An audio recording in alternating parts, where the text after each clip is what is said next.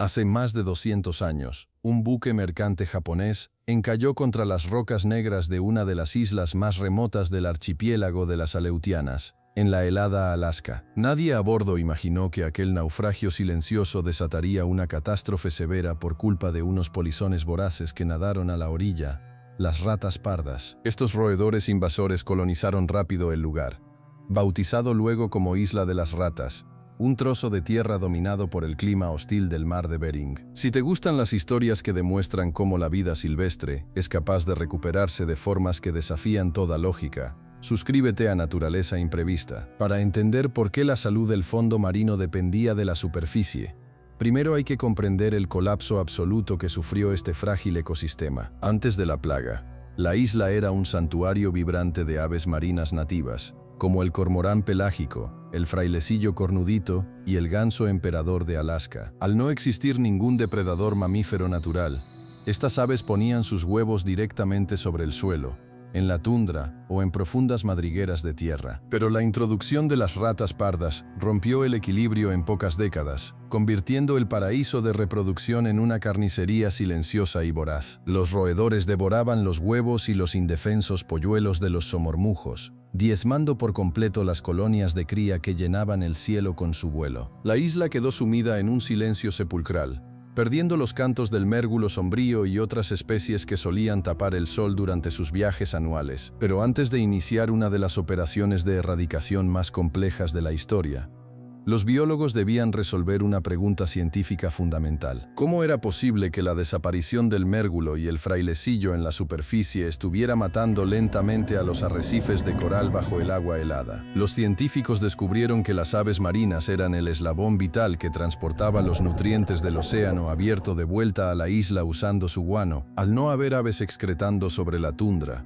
el flujo de nitrógeno y fósforo se detuvo, provocando que las algas carallinas y los corales comenzaran a morir. Sin el abono de las aves, los caracoles marinos y los pequeños invertebrados intermareales se quedaron sin alimento, alterando toda la cadena trófica local. Fue entonces cuando un grupo de visionarios de Island Conservation y biólogos del gobierno estadounidense diseñaron un plan de bombardeo sumamente arriesgado. El proyecto requería una precisión militar absoluta debido a las tormentas extremas y la niebla densa que azotan constantemente el remoto archipiélago norteño. Entonces llegó el día más importante, el 22 de septiembre de 2008, cuando 2 helicópteros equipados con tolvas de dispersión despegaron hacia la isla vacía. Durante una ventana de buen clima que duró apenas una semana, las aeronaves sobrevolaron cada metro de roca arrojando toneladas de un sebo rodenticida especial. El bombardeo de precisión fue planificado minuciosamente para asegurar que ninguna rata parda pudiera refugiarse en los intrincados acantilados del litoral. Tras esparcir el producto por toda la superficie, los científicos abandonaron el lugar, sabiendo que después solo deparaba un largo periodo de observación. Muchos expertos dudaban del éxito, pues si quedaba una sola pareja de roedores viva, la población se duplicaría y recuperaría el terreno en pocos meses. Pero ocurrió exactamente lo contrario a los pronósticos más pesimistas de la comunidad, marcando el inicio de una transformación ecológica de escala masiva. 2 años después del bombardeo, las expediciones de control confirmaron la noticia más esperada: la isla estaba oficialmente libre de ratas por primera vez. En apenas unos pocos años sin la presencia de la plaga, la población de aves marinas pasó de 0 a miles de ejemplares que regresaban a reclamar su espacio. El lagópodo alpino y el cazamoscas comenzaron a colonizar las playas y las laderas rocosas de la tundra a una velocidad que los investigadores no anticiparon. Y con el tiempo, algo todavía más sorprendente comenzó a manifestarse debajo del agua helada, dejando a los investigadores marinos completamente atónitos. Los biólogos se dieron cuenta de que estaban presenciando un fenómeno de cascada trófica transecosistémica de proporciones verdaderamente monumentales. Con el regreso masivo de los frailecillos y cormoranes, toneladas de guano rico en nutrientes volvieron a disolverse en el agua, fertilizando el mar costero. Este fertilizante natural provocó una explosión de algas marinas benéficas, que sirven de alimento a comunidades enteras de erizos de mar y peces nativos. Las poblaciones de caracoles marinos florecieron, consumiendo las algas filamentosas que asfixiaban el crecimiento de los delicados corales de agua fría. Lo que parecía un problema puramente terrestre terminó salvando al océano adyacente, demostrando la interconexión perfecta que existe entre los animales. Los arrecifes que antes lucían cubiertos de sedimentos y decolorados recuperaron sus colores brillantes y se llenaron de vida subacuática e invertebrados. Hoy en día, el lugar ha sido rebautizado con su nombre nativo original, Hawadaks, dejando atrás el sombrío título de Isla de las Ratas que cargó por siglos. Aquel día de septiembre de 2008, la eliminación de un mamífero invasor permitió que las aves y los organismos marinos recuperaran su equilibrio natural, demostrando que cuando el ser humano remueve con éxito los errores del pasado, la naturaleza encuentra el camino para sanar heridas que parecían eternas. El retorno del ganso emperador y el renacimiento de los corales de Hawadaks confirman que un pequeño cambio en la superficie puede transformar todo un océano. Las lecciones de esta isla remota sirven hoy como un modelo global de rewilding insular, inspirando proyectos similares en ecosistemas dañados del mundo. Los científicos continúan monitoreando cómo el mérgulo sombrío y otras especies excavadoras remueven el suelo, mejorando la ventilación de la tundra ártica. Esta remoción de tierra permite que nuevas plantas crezcan, atrayendo a insectos polinizadores que antes no tenían oportunidad de prosperar en el lugar. El éxito de Hawadaks demuestra que la erradicación biológica selectiva,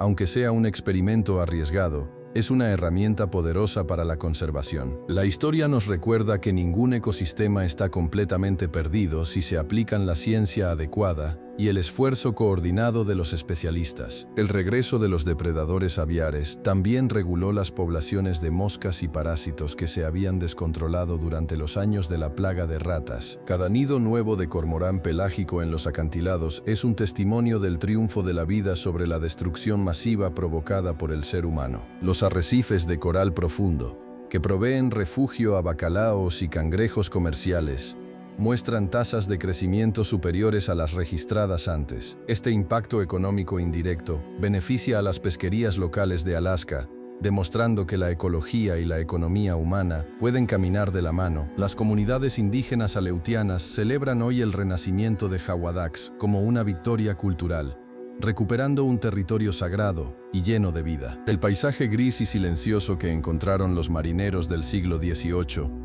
se ha transformado en una sinfonía de graznidos y colores bajo el agua marina. Las ratas pardas, que una vez dominaron cada rincón de la isla, son ahora solo un mal recuerdo en los registros científicos del archipiélago de las Aleutianas. La recuperación del frailecillo cornudito se ha convertido en el símbolo de esta transformación, ilustrando portadas de revistas científicas internacionales. Los helicópteros que alguna vez llevaron veneno son recordados hoy como las herramientas que permitieron el nacimiento de un nuevo oasis de biodiversidad. El mar de Bering, famoso por sus tormentas destructivas, resguarda ahora uno de los ejemplos más puros de restauración ecológica exitosa de nuestro tiempo. Los nutrientes del guano no solo alimentan al arrecife, sino que también fortalecen a los bosques de kelp, las algas gigantes donde se esconden las nutrias. Las nutrias marinas, a su vez, controlan a los erizos, permitiendo que el kelp crezca alto y fuerte, creando un laberinto verde lleno de peces jóvenes. Esta red de conexiones demuestra que la erradicación de las ratas desencadenó una reacción en cadena positiva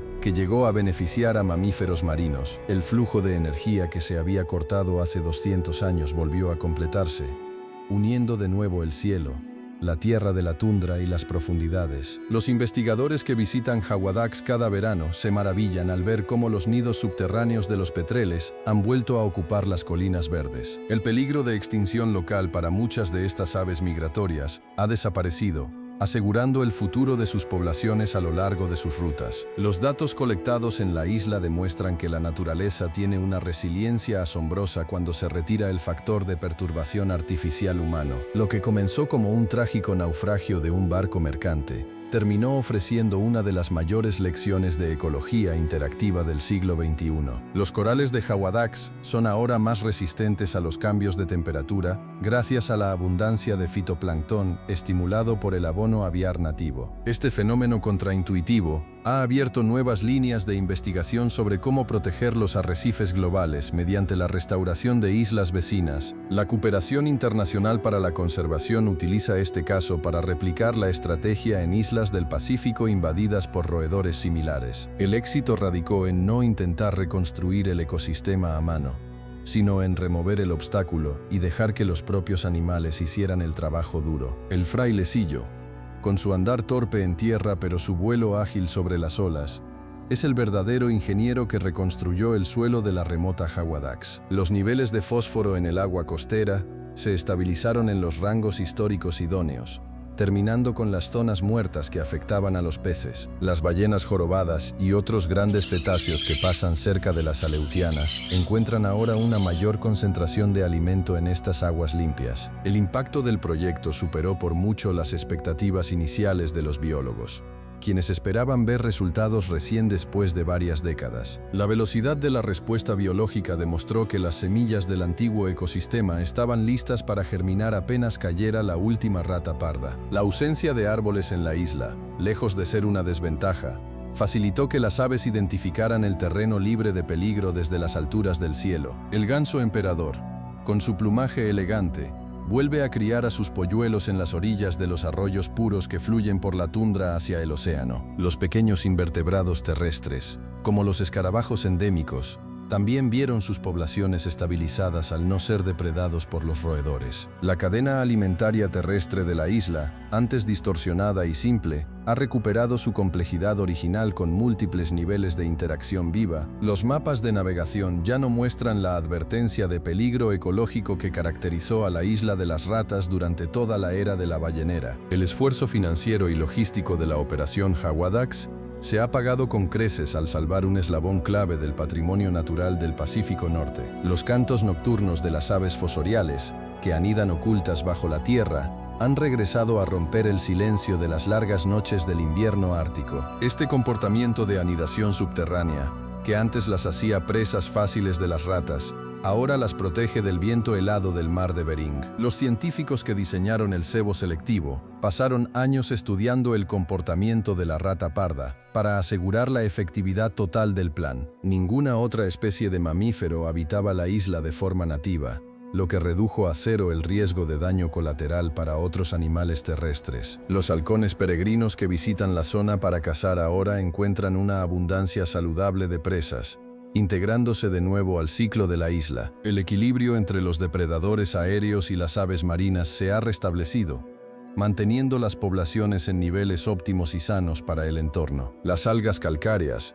que forman la estructura base del arrecife, muestran un grosor y una salud que no se registraban desde los tiempos coloniales. El agua de las playas, antes turbia por la erosión del suelo desprotegido por la falta de vegetación, hoy luce cristalina y llena de nutrientes puros. Las raíces de las plantas nativas de la tundra, fortalecidas por el guano del cormorán, fijan el suelo evitando que las lluvias laven la tierra hacia el mar. Esta protección del suelo terrestre evita la sedimentación que solía asfixiar a los pólipos de coral en las zonas poco profundas de la costa isleña. El círculo perfecto de la vida se ha cerrado gracias a una intervención humana masiva que corrigió el desastre provocado por otra intervención humana anterior. Los guías y guardaparques de Alaska utilizan la historia de Hawadaks como el ejemplo supremo de que la esperanza ecológica está respaldada por datos duros. Las tormentas invernales ya no destruyen la costa con la misma facilidad, pues el arrecife sano y el kelp actúan como barreras naturales contra el oleaje. El mérgulo sombrío,